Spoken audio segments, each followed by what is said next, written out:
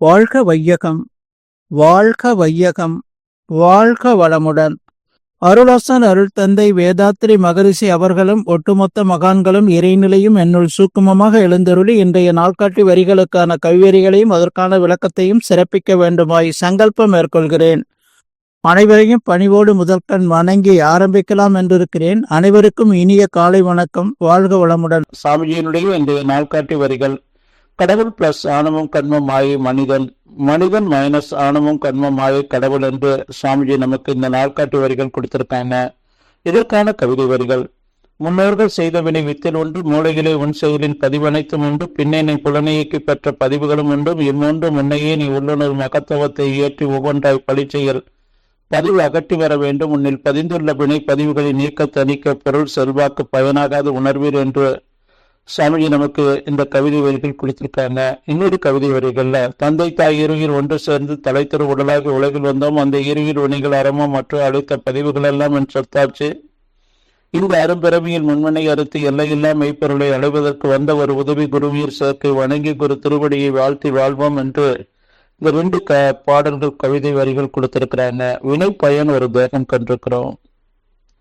இறைநிலை தன்னிருக்க சூழ்ந்தழுத்தும் ஆற்றலான உருவான அந்த வெண் துகள்கள், விண் கூட்டம், அதுவே காற்று நெருப்பு நீர் நிலம் என்ற 5 பூதங்களாக, அந்த 5 பூத திணிவுல ஓரறிவு தாவரம், 2 அறிவு புழு, 3 அறிவு எறும்பு, 4 உணர்வு கொண்ட பாம்பு, 5 உணர்வு கொண்ட விலங்கு, அந்த விலங்கின வித்திலிருந்து அந்த முதல் மனிதன் தோன்றி தொடர்ந்து வந்து நம் தாய் தந்தை வரை இன்று வரை வந்த ஒட்டுமொத்த பதிவுகளையும் நம்முடைய மூலாதாரத்துல, நம்முடைய கருவயத்துல சுமந்து கொண்டிருக்கிறோம்.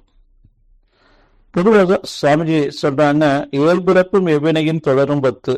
ஒரு 7 பிறப்புக்கல்ல, தொடர்ந்து வந்த பதிவுகள் அல்ல அந்த தாக்கமானது நமக்குள்ள இருந்து கொண்டே இருக்கும் என்று சொல்லி. மனிதனுடைய ஆயுள் காலம் 120. ஒரு 75 ஆண்டுகள் அவங்க 80 ஆண்டு வாழும்போது முன் ஒரு 3 ஜென்ரேஷன் அவங்க பார்த்திருப்பாங்க. அடுத்து பின்னாடி வரக்கூடிய அந்த 3 ஜென்ரேஷனையும் அவங்க பார்ப்பாங்க. அதுதான் 7 பிறப்பு என்று சொல்றாங்க.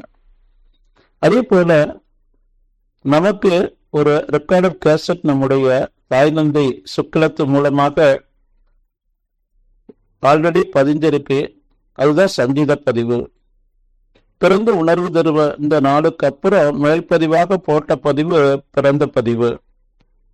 இந்த சங்கீத பதிவு பிறந்த பதிவு ரெண்டும் சேர்ந்து நம்முடைய ஆகாமியமாக நாம செயல் செய்து கொண்டிருக்கிறோம். எண்ணம் சொல் செயலாக. இதை நாம் புரிந்து கொள்ளணும். வினைப்பதிவை நீக்க தான் நமக்கு இந்த பிறப்பு கிடைத்திருக்கு. நம்மிடம் இருக்கக்கூடிய எல்லா வினைப்பதிவுகளையும் நீக்கி கொண்ட நாமே இறைவனாக இருக்கிறோம். நம்மிடம் இருக்கக்கூடிய கலந்த பதிவுகள் தான் நாம இறைவனாக இருக்கிறோம் என்ற அந்த பேருண்மையை மறைத்து நாம இந்த சிற்றின்பத்துல புலர்வயப்பட்ட இந்த சிற்றின்பத்துல புகுந்து அழிந்து இந்த மனித மனத்தை புண்ணா வருத்தி கொண்டு நமக்கு துன்பத்தை ஏற்படுத்தி கொண்டு பிறருக்கும் துன்பத்தை ஏற்படுத்தி கொண்டு வாழக்கூடிய ஒரு வாழ்க்கை இன்றைக்கு உலகம் முழுவதும் பரவலாக இருக்கு. அப்போ நம்முடைய பதிவுகளை நீக்கி கொண்டோம் என்று சொன்னா அந்த இறைநிலையுடைய சொரூபமான ஒட்டுமொத்த சக்திகளும் நமக்குள்ள குடிகொள்ள ஆரம்பிக்கும். நாம ஒவ்வொரு மைக்ரோ செகண்டும் சுவாமிஜி நமக்கு தவம், மௌனம், தற்சோதனை என்ற அந்த 3ஐயும் சிறப்பாக நமக்கு வடிவமைத்து கொடுத்திருக்கிறாங்க. இந்த உடலை உயிரை தினந்தோறும் சரி செய்து கொண்டு அமைதியான ஒரு தியான வாழ்க்கையாக தியானம் செய்யணும்.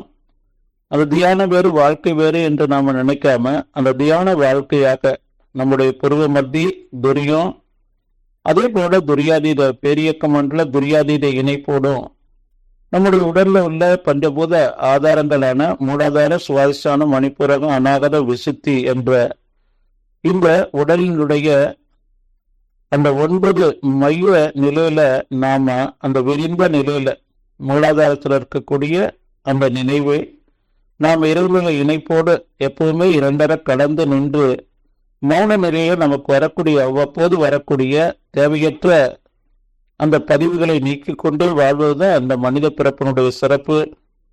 நாம் இந்த நிலையில வாழும்போது குணநலம் முழுமை பெறலாம் என்று சொல்லி நன்றியோடு நிறைவு செய்து கொள்ள வேண்டிய சிந்தனையை வாழ்க வளமுடன், வாழ்க வளமுடன், வாழ்க வளம்.